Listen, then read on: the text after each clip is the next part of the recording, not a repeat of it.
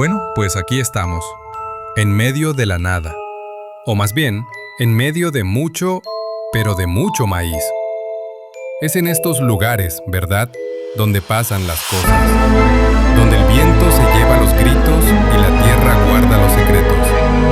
Y un día de esos, un día como cualquier otro de junio, el calor ya apretando fuerte, unos trabajadores que andaban por aquí, por estos campos de San Luis, Missouri, se toparon con algo que no les cuadraba.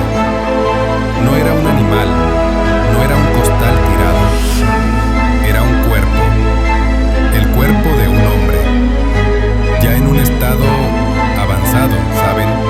La descomposición ya había hecho lo suyo. Eso te dice que llevaba días ahí, abandonado, a la intemperie, mientras la vida seguía su curso a solo unos kilómetros. Los policías que llegaron, imagínense, la escena era rara.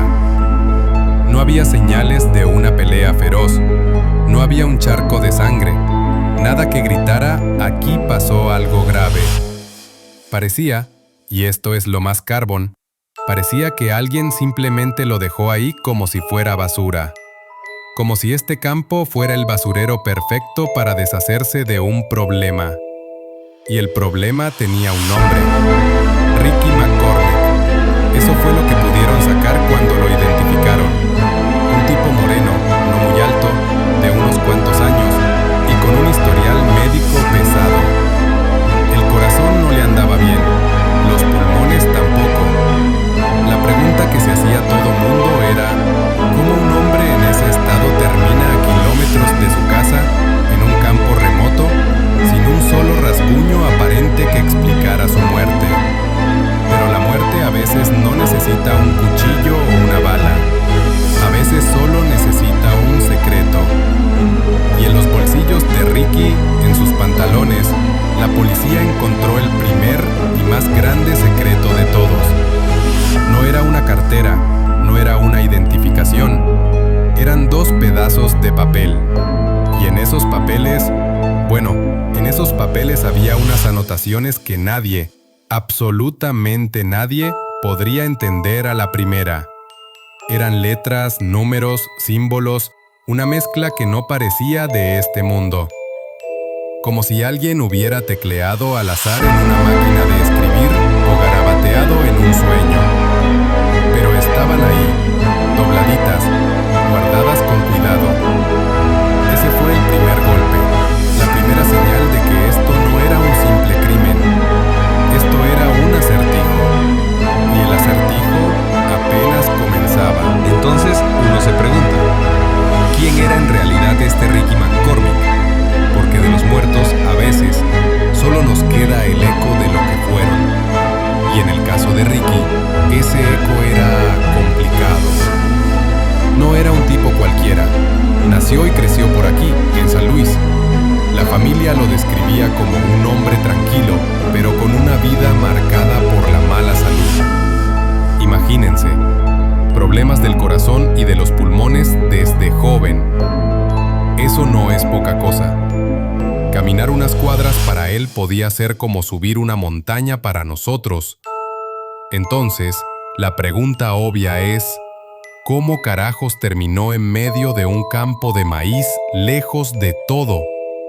Su cuerpo no estaba hecho para ese viaje. Algo no cuadra. Y luego está el tema de la escuela, o más bien, la falta de ella. Ricky, según los que lo conocían, era un hombre semi-analfabeto. Le costaba un mundo leer y escribir. Sus palabras, las de todos los días, eran sencillas. Su mundo, en teoría, también. Pero ahí está el detalle, el grano en el zapato que no te deja caminar. ¿Cómo es que un hombre con esas limitaciones, que batallaba para escribir una oración simple, tenía en el bolsillo unas notas que parecían salidas de la mente de un espía o de un matemático loco? Letras, números, símbolos, una sopa de caracteres que ni los más listos del FBI pudieron descifrar. Esa contradicción es la que enloquece. ¿Estábamos viendo al Ricky de verdad o solo la cáscara que todos veían? porque la gente a veces subestima a los que son diferentes. Piensan que porque no saben leer bien, no son inteligentes. Pero Ricky quizá tenía un mundo dentro de su cabeza que nadie más podía entender. Un mundo de códigos y claves que solo él sabía descifrar. Sus últimos días fueron normales, como los de cualquiera. Andaba por su casa, con la familia, nada que hiciera pensar que en poco tiempo estaría muerto y se convertiría en uno de los misterios más grandes de este país. Uno se queda viendo su foto y se pregunta, ¿qué secretos guardabas, Ricky? ¿Qué historia era tan peligrosa o tan tuya que tuviste que escribirla en un lenguaje que solo tú entendías? O peor aún, ¿y si ese mensaje no era para ti, sino para alguien más? Y si era así, ¿quién era el destinatario? Y luego están los papeles. Esos malditos papeles. No eran largos, no. Eran 2 pedazos de papel, arrugados, que sacaron de los bolsillos de Ricky. Y cuando los investigadores los extendieron, se quedaron viendo nada. O más bien, se quedaron viendo todo. Pero un todo que no significaba nada.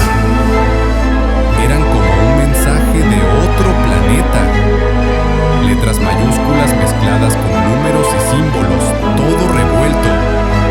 F, B, R, G, Enoch, NYCB, como si un niño o un loco hubiera estado aporreando un teclado sin sentido. Pero había algo ahí, una estructura rara, patrones que se repetían. No era ruido puro, era un código de verdad.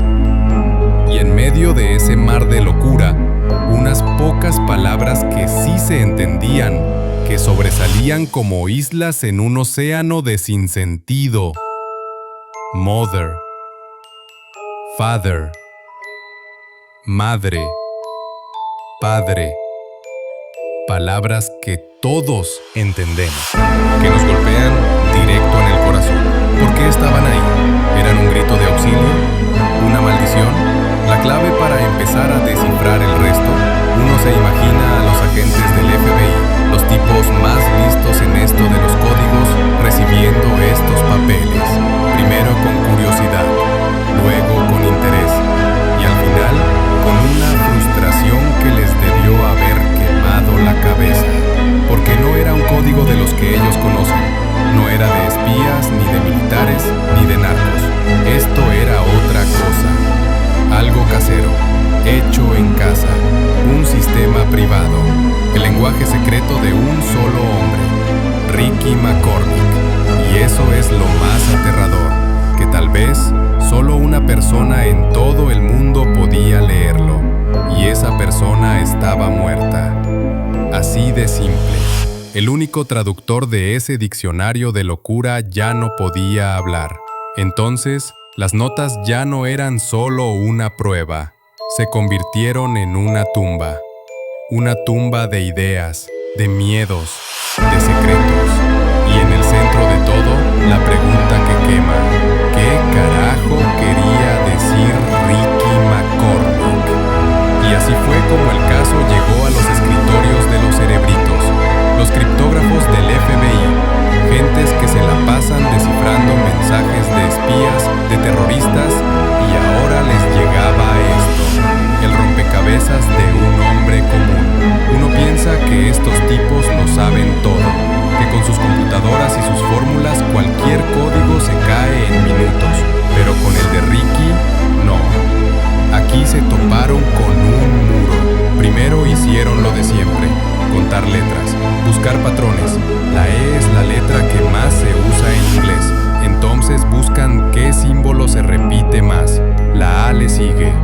Empiezan a reemplazar, a probar y nada.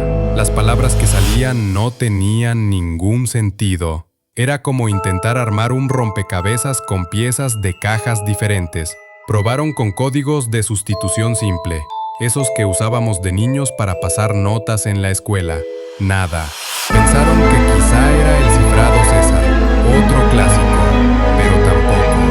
El código se reía de ellos. Cada camino que tomaban los llevaba a un callejón sin salida. La desesperación empezaba a crecer, porque no era solo un juego intelectual, era un caso de homicidio, o algo peor. Detrás de esos símbolos podía estar la razón de su muerte. Podía haber un nombre, un lugar, una confesión. Y ahí estaba la gran pista, la que los volvía locos. El Ricky de la vida real, el de los problemas para leer y escribir, no cuadraba con la complejidad de ese mensaje. Era como si un niño de kindergarten hubiera escrito una ecuación de física cuántica. No tenía sentido. Así que empezaron a pensar, ¿y si la clave no estaba en un libro de códigos, sino en la cabeza de Ricky, en su vida? Tal vez usó los números de teléfono de su familia, o las letras de una canción que solo él conocía, o los nombres de las calles donde creció. Un sistema tan personal, tan único, que era invisible para todos, menos para él, y para quien quiera que se lo hubiera mandado. Al final, los grandes expertos del FBI, con todos sus títulos y sus máquinas, se dieron por cerrar el caso. Hasta la fecha de ahora no se ha encontrado la verdad. Llegamos al fin. ¿Te ha gustado esta resolución? ¿Qué otros misterios quieres que investiguemos? Déjamelo en los comentarios y no olvides suscribirte para no perderte nada.